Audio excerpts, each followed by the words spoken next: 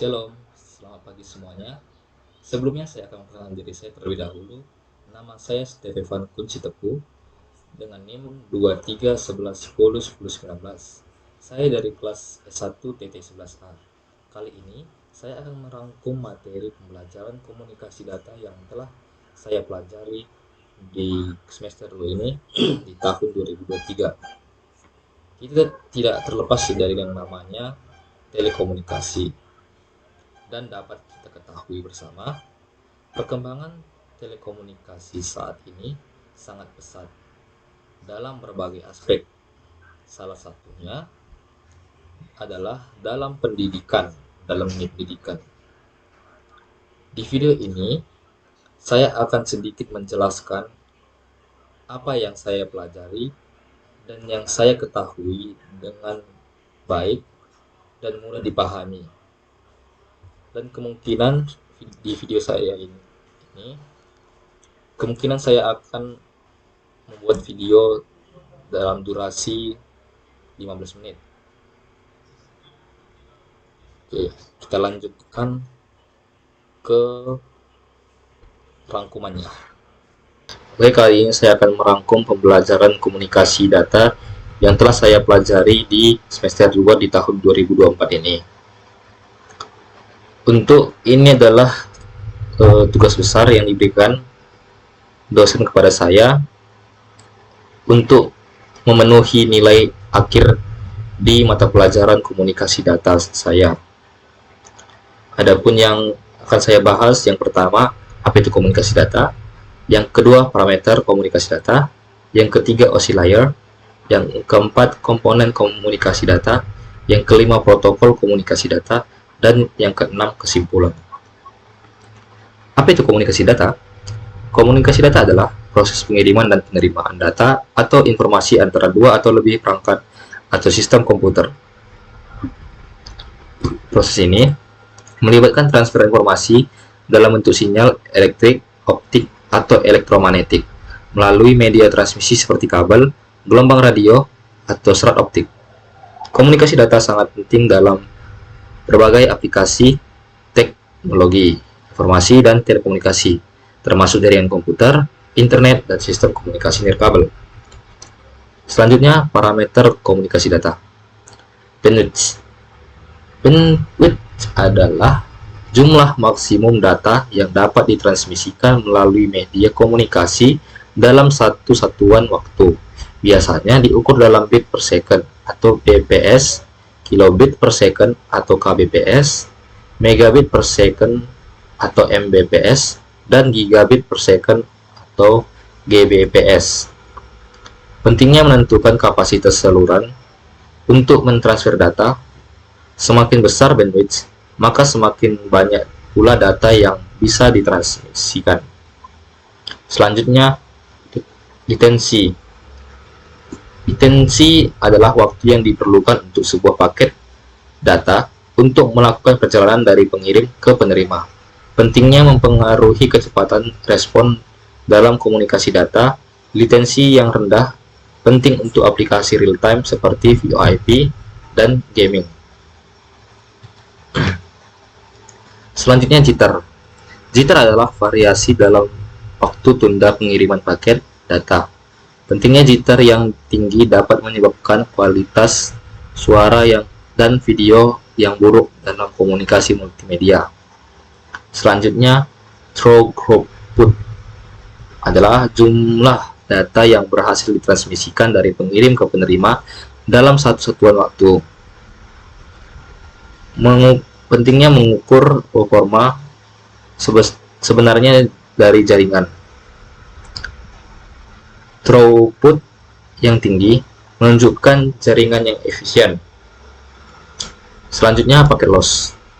Paket loss adalah jumlah paket data yang hilang atau gagal sampai ke tujuan.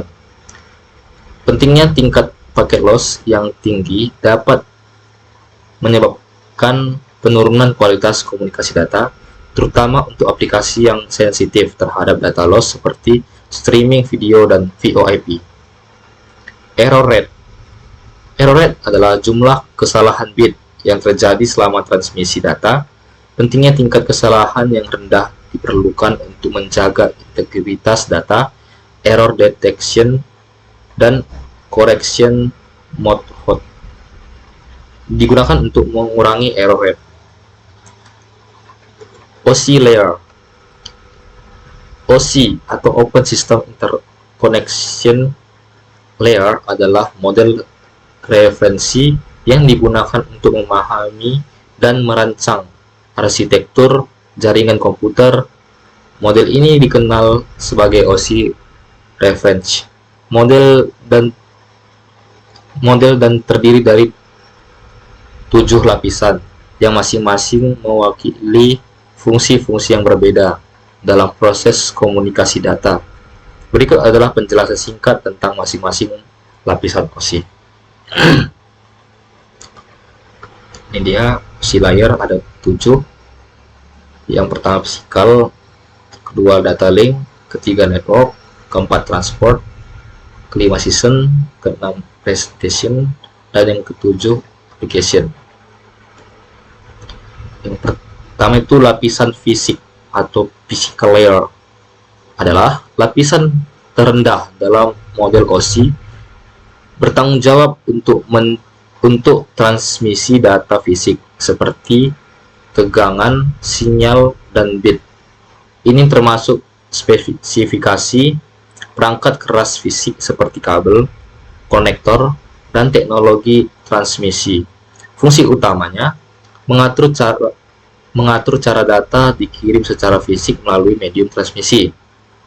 Lapisan data link atau data link layer adalah lapisan ini mengatur pengiriman frame data antar dua node yang berdekatan dalam jaringan, menvalidasi alamat MIC atau media access control, dan mengatur akses ke media fisik. Fungsi utama membagi data menjadi frame, mengatur akses ke media fisik, mendeteksi dan memperbaiki kesalahan transmisi. Selanjutnya, lapisan jaringan atau network layer adalah yang bertanggung jawab untuk routing paket data dari sumber ke tujuan jaringan di jaringan. Ini mencangkup manajemen alamat logis dan topologi jaringan serta pengaturan lalu lintas. Fungsi utama menentukan rute terbaik untuk mentransmisikan data melalui jaringan. Selanjutnya, lapisan transport.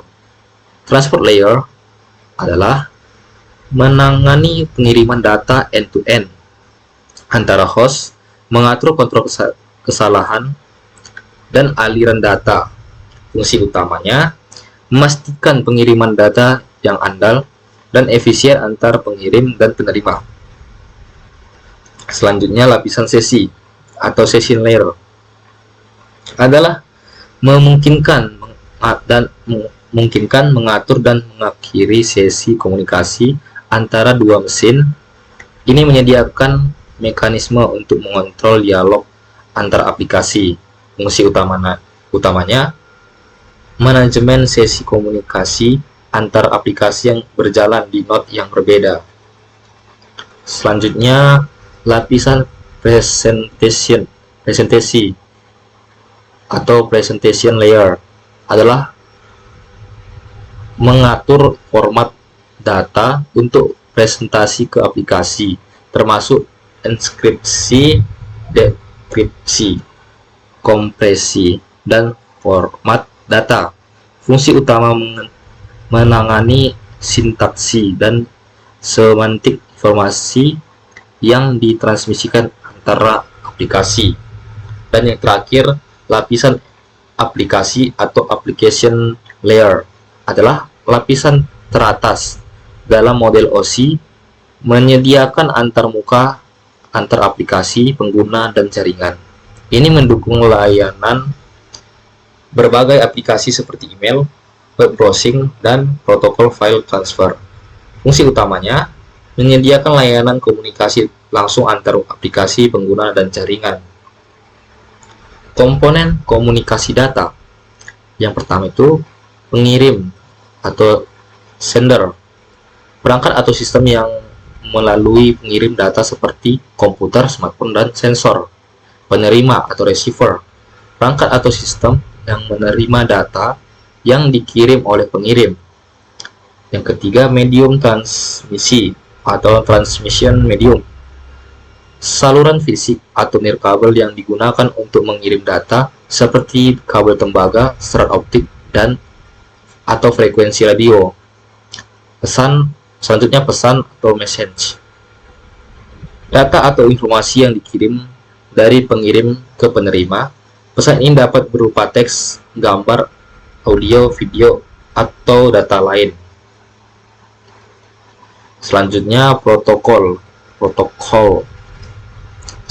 Kumpulan aturan yang mengatur bagaimana data ditransmisikan dan diterima.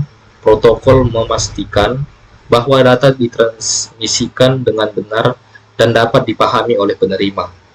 Selanjutnya encoder dan decoder, komponen yang bertanggung jawab untuk mengonversi data dari format yang dapat dimengerti oleh manusia ke dalam bentuk yang dapat ditransmisikan dan sebaliknya.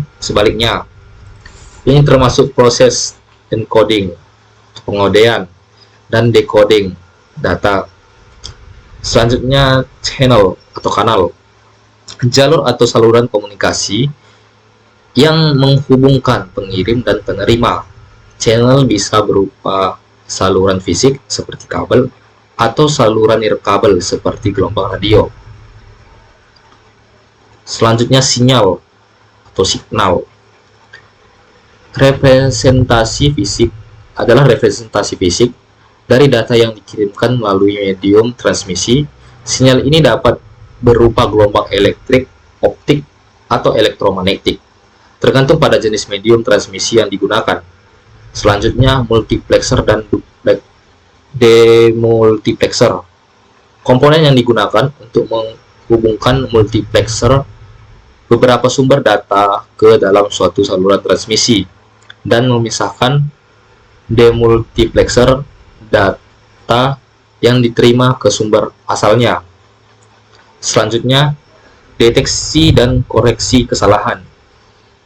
Proses ini untuk mendeteksi kesalahan transmisi data selama proses komunikasi, dan dalam beberapa kasus untuk memperbaiki kesalahan tersebut agar data yang diterima tetap akurat dan konsisten. Protokol komunikasi data. Selanjutnya ini protokol komunikasi data. Ada TCP atau IP, atau Transmission Control Protocol atau Internet Protocol. Protokol adalah protokol utama yang digunakan di internet untuk memastikan data dikirim dan diterima dengan benar. Selanjutnya HTTP, Hypertext Transfer Protocol, adalah protokol yang digunakan untuk mentransfer halaman web. Selanjutnya FTP, File Transfer Protocol, adalah protokol yang digunakan untuk mentransfer file antara komputer. Selanjutnya SMTP adalah Simple Mail Transfer Protocol, adalah protokol yang digunakan untuk mengirim email. Kesimpulan singkat tentang komunikasi data ini adalah proses pengiriman dan penerimaan informasi antar perangkat atau sistem melalui medium transmisi dengan tujuan memungkinkan pertukaran data yang efisien dan akurat. Komponen utama termasuk pengirim penerima, pesan medium transmisi, protokol, dan faktor-faktor seperti bandwidth, latency, dan keamanan yang dipenuhi kualitas dan kehandalan komunikasi. Pentingnya standarisasi dan inovasi dalam teknologi komunikasi data terus memajukan efisiensi dan ketersediaan layanan di era digital saat ini. Terima kasih. Semoga yang saya sampaikan ini bisa dapat dipahami dengan mudah.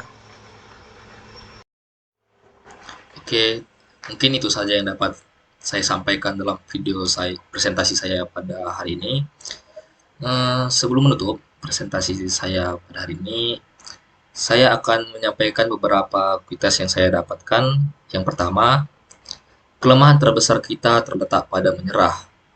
Cara paling pasti untuk berhasil adalah selalu mencoba sekali lagi. Di sini maknanya kita jangan mudah menyerah. Terus selalu mencoba apapun masalahnya, selalulah berusaha gitu untuk mencari jalan keluarnya. Pasti siap masalah, pasti ada jalan keluarnya kan. Terus yang kedua, jika Anda benar-benar ingin melakukan sesuatu, Anda akan menemukan caranya. Seperti saya bilang tadi, jika tidak, Anda akan menemukan alasan. Nah, seperti saya bilang tadi, jika kita bersungguh-sungguh, jika kita keinginan dalam hati gitu, melakukan sesuatu pekerjaan gitu kan, kita pasti menemukan cara atau solusi yang dapat kita ambil gitu. Namun jika kita tidak sepenuh hati atau malas-malasan gitu kan, yang kita dapat hanya alasan untuk menunda-nunda atau tidak mengambil itu pekerjaan tersebut gitu kan. Mungkin itu saja yang dapat saya sampaikan. Kurang lebihnya saya mohon maaf jika ada kata-kata yang tidak berkenan di hati atau apalagi kan, untuk kita semua, di hati kita semua. Saya mohon maaf sebesar-besarnya. Mungkin itu saja. Selamat, saya tutup dengan selamat pagi. Dadah.